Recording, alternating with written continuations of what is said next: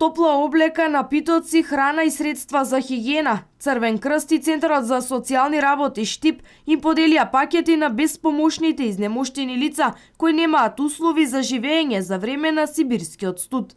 Посетивме 20 на фамилии каде што се ризични на овие ладни температури, претежно овие лица се стари изнемоштени и лица кои што немаат каде да престојуваат во овие ладни денови. Помошта се состои во пакети со храна, пакети со хигиенски средства, кебиња и душици. Од Центарот за социјални работи велат дека поголемиот дел на граѓани кои имаат потреба од згрижување на ваквите минусни температури одбиваат да бидат згрижени.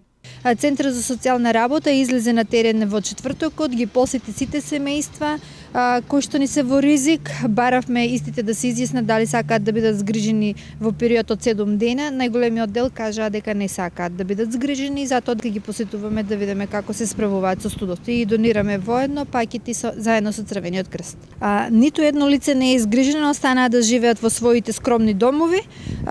Центарот за Штип ги посетуваме и контактираме со нив. За сега во државниот студентски дом во Штип е згрижен 67 годишниот Андре Белушков од соседната општина Радовиш. Ми колку дена има? 3-4 дена. Мора да има повеќе. 4-5 дена имам. Добро ми е тука. Има, дека да спомнеш, така ли? И јадење има, да.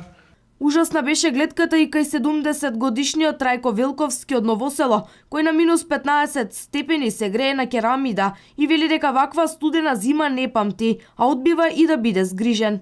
Пашливо си работа. Ја тука изгасам цигарето, само тука пековеца да видам дали ќе се чуре. Не. Акцијата на Центарот за социјални работи и Црвен крст продолжува во руралните средини. На околу 20 на фамилии ќе им бидат дистрибуирани пакети со храна, топла облека, душици и кебиња.